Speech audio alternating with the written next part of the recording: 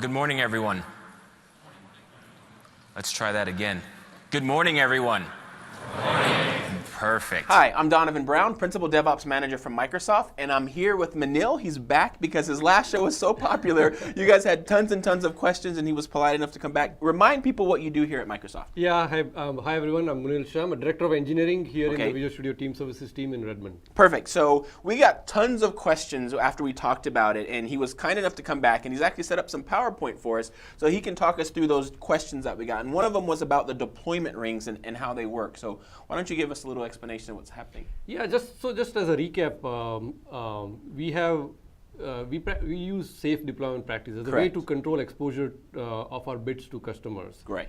And so we do this through what we call rings. The bits flow through rings, and this is the slide shows the definition of rings. So we have ring 0, which is it is a scale unit. It's a single scale unit called ring 0.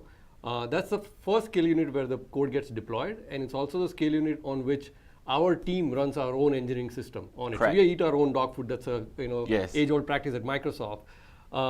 It's a data center in US West Central. Okay. And as you can say, it's an internal only, and the idea is to just find, because we have a high tolerance for finding bugs, our own team, Sure. so that's where we deploy the code first.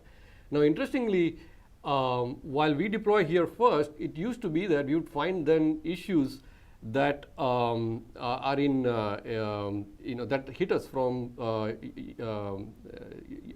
Europe West data center, and we're like, we haven't even deployed our issues there. What's going on? And it turned out that some of our platform teams, like SQL Azure, they deployed there first. And so one of the things that we have done now in all of CNE or in all of Azure is that everybody deploys to this kind of a canary data center first. So Gotcha. everybody's in US West Central, so we can find all our bugs there first before the bits are exposed to customers. I see. Then we move on to ring 1, and ring 1 is a small data center. So let me just and the idea is that although we use our product, we use quite a bit of our product, we may not use every single scenario and every single nook and corner of the product. So we then deploy to a small data center where we have a small number of customers. This happens to be Brazil data center.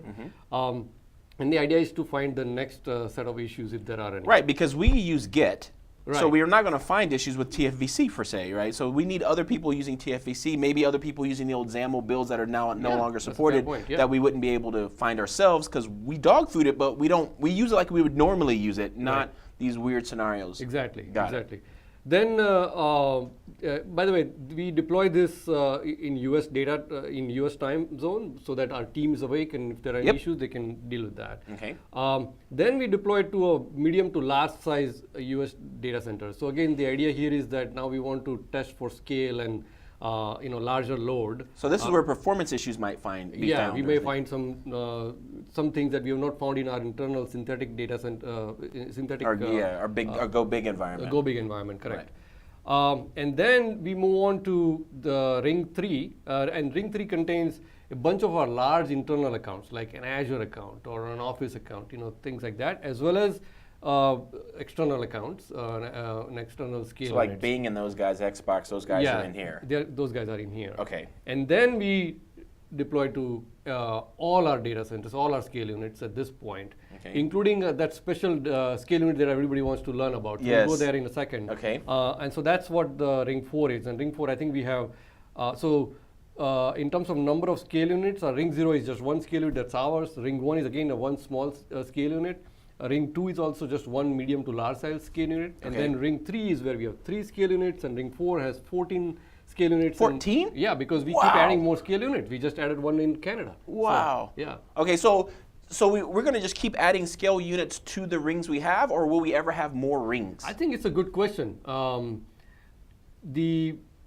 I think the answer is in the short run, I don't think we're going to add new ring. I think we're just going to stay with this. But knock on wood, what if we have 100 scale units? Maybe we add a 5th ring. I'm not sure. We'll decide. You'll cross that bridge when we get to it. But so right now, how do you determine then how many? So 4 is the end, right? 4 right now is the end, and what we're going to do is like every new scale unit we add is just going into ring 4 right now, right? Okay, that's the plan. Yeah. Now, if we ever reach a point to where 100 scale units and that ring is just unmanageable, then we might go to a 5th ring and then add some. I got it. Okay, perfect.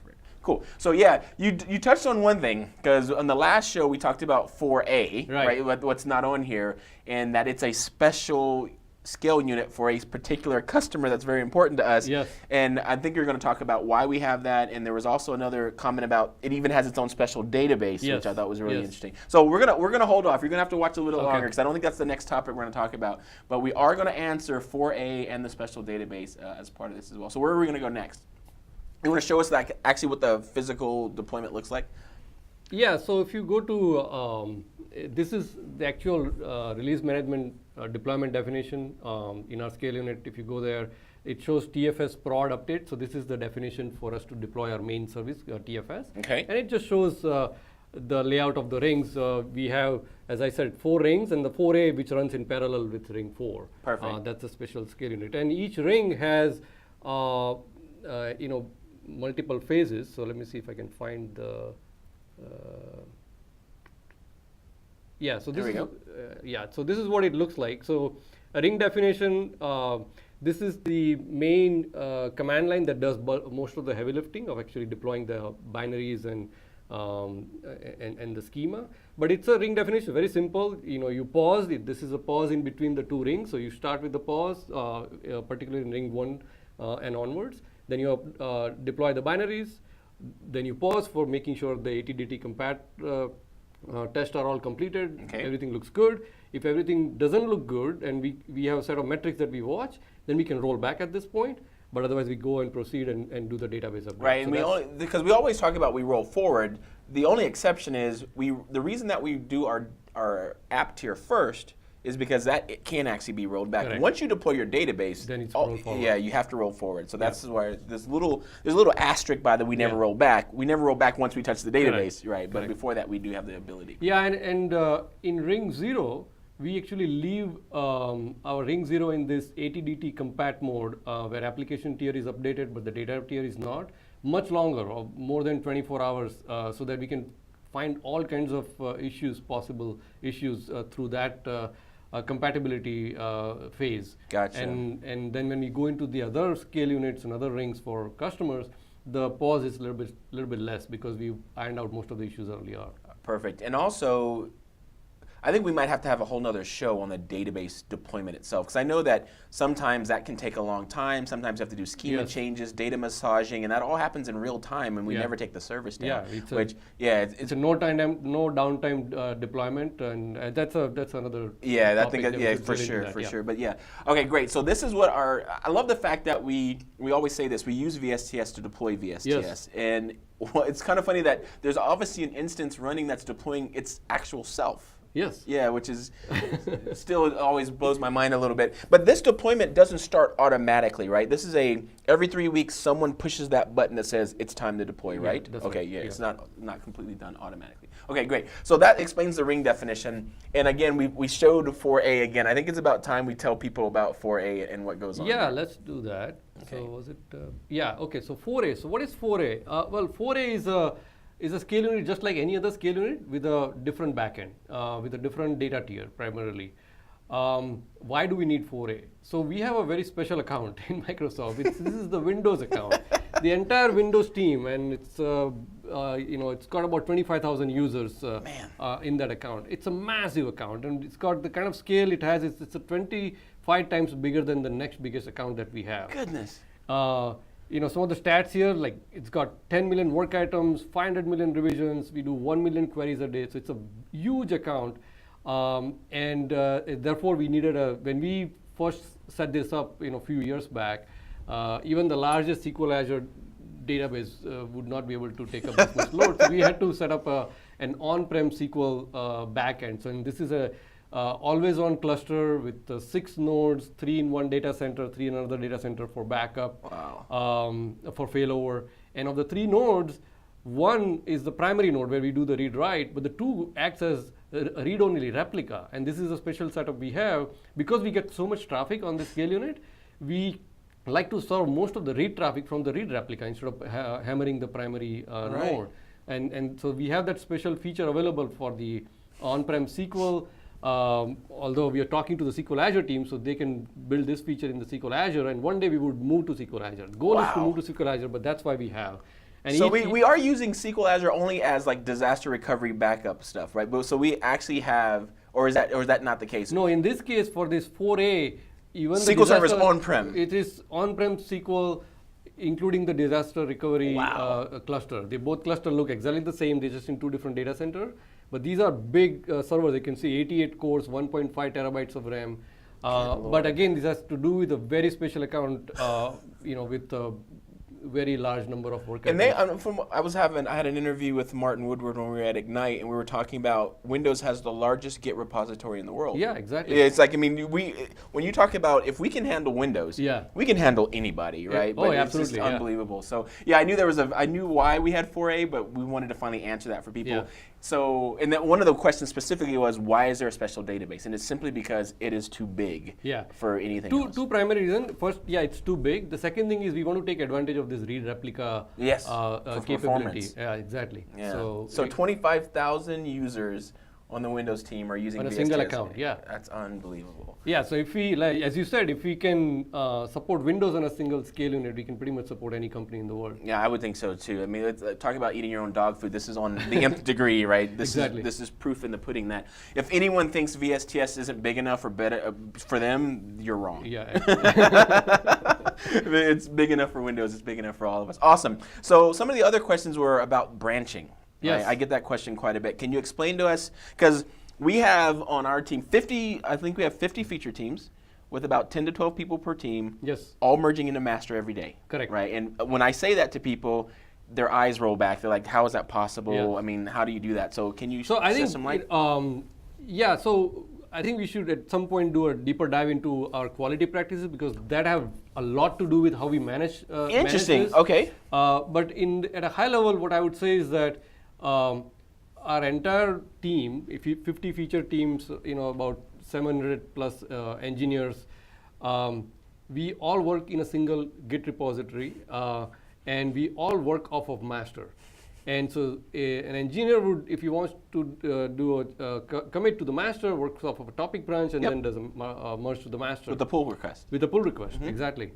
What this means is that we have to keep the master branch in extremely, extremely good shape, because we do about 600 pull requests per day. We do hundreds of builds per day. So if one of the bad commits get in, it can destroy the entire value of continuous integration. Sure. And we do continuous integration. So one of the ways we do that is by having a very large number of tests that get run both as part of PR, the pull request, as well as part of CI. Yeah, that's going to be a great topic. And that's going to be another great topic. Yeah, because what's interesting is when I'm on stage sometimes as a treat, I'll bring up our pull request screen. Yes. No matter where I am in the world, no matter what time zone I am, there is a pull request warning. Oh, absolutely. Every time I go there. Absolutely. And then I show them that we ran 60,000 unit tests in 6 minutes, and people are like, oh my God. Yeah. I'm like, that's why we trust And this. by the way, I don't like 6 minutes. I actually want it to bring down to maybe 2 minutes. Yeah, and, wow. and we will, because this is really the heartbeat of our team. This is, we want developers to be able to commit changes with confidence, and moreover, when something breaks, when that signal, that 60,000 test or the additional test we run in CI, when anytime that looks red, the team jumps on it, and they jump on it and they fix it. Right. Because they know that signal is extremely reliable, and that's sort of the lifeblood of the That's going to be an organization. amazing show. So we're going to have Munil back. We're not going to do that right now in this topic. We're going to stay on basically going back and answering all the questions from the previous one, but I cannot wait to talk about that. So let's jump into branching and how we actually do that. So there was a question about release branch. So what happens? So we work in 3-week sprints. Everybody works off masters. All the changes go into the master. At the end of the 3 weeks, we cut the release branch, and then the actual production deployment that I just showed, that happens off of the release branch. Got it. And so there was a question like, what happens if there is a bug that we detect in production and we take a hot fix, and what happens to that fix? So because we want to get the fix out as quickly as possible into production, the fix goes into the release branch. So we just go work there, we do a fix there and get it out. And it goes through the same ring process, although there are some, we can talk about that, like, depending on the severity of the fix, If it's a very bad bug, then we would just deploy straight to the scale unit where the problem occurred and just get it out there. But if it's a little bit less severe, we call Sev 0 means like everything is down. Sure. Then you just want to get it out as quickly as possible. If it's Sev 1, we will still deploy to a ring 0 because again we want to eat our dog food first. Yes. And then get it out to the scale unit that's affected. If it's a little bit less, then we go to the entire ring model again, even for the hot fixes.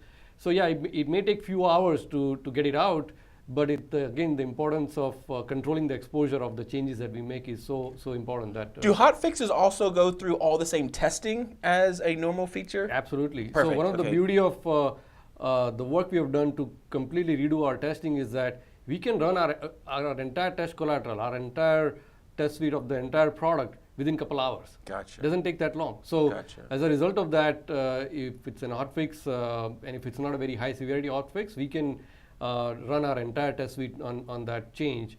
If it's a high severity hotfix, we can still run bulk of our test within half an hour or 1 hour. Yeah, for sure. Even like I said, the 6 minutes for a PR, right? Exactly. So that's 60,000 unit tests being run Exactly. against that as well. Exactly. And are we doing anything like test impact analysis or anything like that to speed up some of our hot fixes?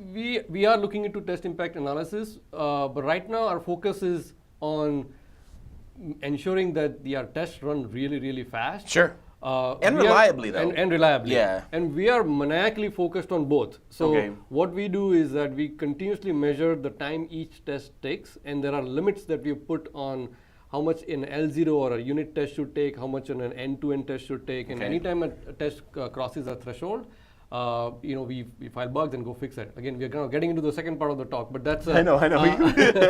so coming back to the release branch question, I think there was a question about what happens when you so you took this change to the release branch, then what happens? Does it go back to the master?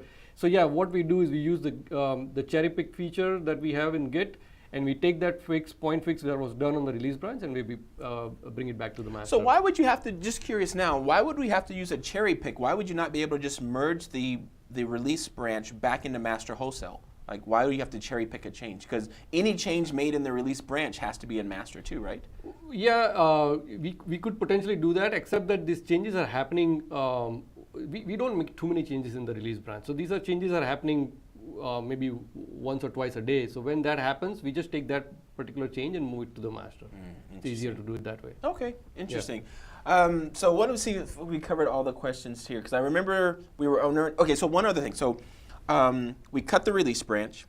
It takes about a week from what I understand. So if everything goes perfectly and there are no hot fixes, a week later it's in ring 4 and everyone's happy. Do you delete that branch?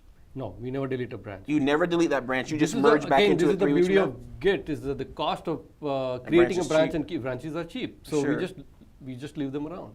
So you leave all the release branches around, or do you reuse the same release branch every 3 weeks to deploy the next version? No, every sprint gets its own release branch. And the reason is that if you think about the fact that it actually takes a little bit more than a week to go through all the 4 rings, because we take 2 days just to deploy to a ring 0. Remember I told you the 24-hour gap.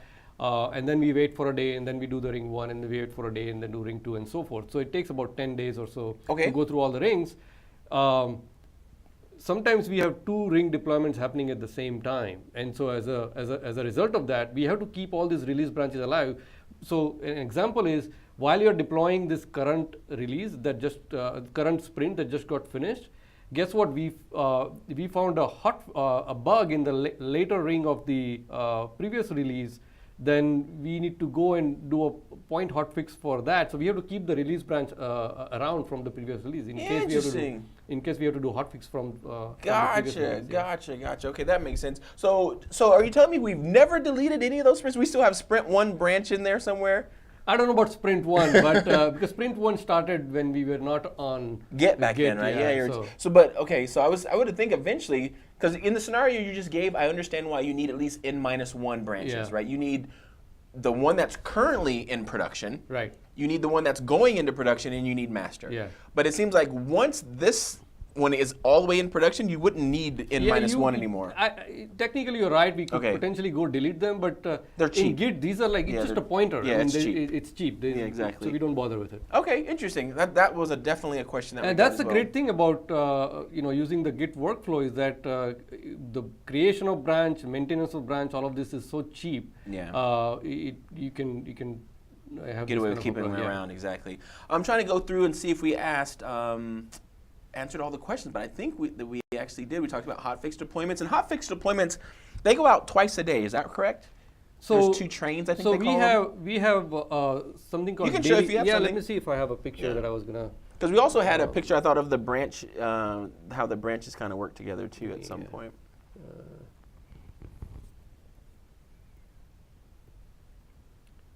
Oh yeah, this is talking about the bake time that we have in all of our ring deployments. So. I thought I had a picture, but anyway. So what we have is, so we do the major sprint deployment, and then we do daily deployments. Again, daily deployments go out of the release branch. So this is a case where it's not necessarily a fix to a live site bug, but maybe there was a small tweak that people wanted to make the feature that just went out, and they got some customer feedback, and they want to tweak something in the UI or something.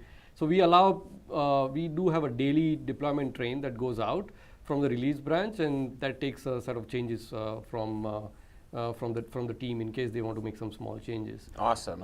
And then if you have to do a hotfix on top of that, then we can either do a hotfix as a separate deployment, or it can just roll as part of the daily deployment. Got it. Okay, perfect. Depending on the urgency of the change. Yeah. Awesome. Well, looking through my notes here, I believe that we've answered all the questions that were asked from the previous show. I have a feeling that we covered a lot of stuff. We're probably going to get a lot of questions on this show as well, and hopefully you'll be willing to come back. And we are going to film the quality show. I Yes, think, absolutely. Looking forward to it. Yeah, it. that testing show is going to be insane on how we went from, what was it, some 25,000 or 27,000 manual tests down to the number of unit tests we we did went today. from a test pass that took more than 2 days that actually never passed 100% to a world where we now do our entire test pass in less than a couple hours, and it just runs like clockwork Awesome. and keeps our master really healthy, allows our developers to make this massive number of changes to master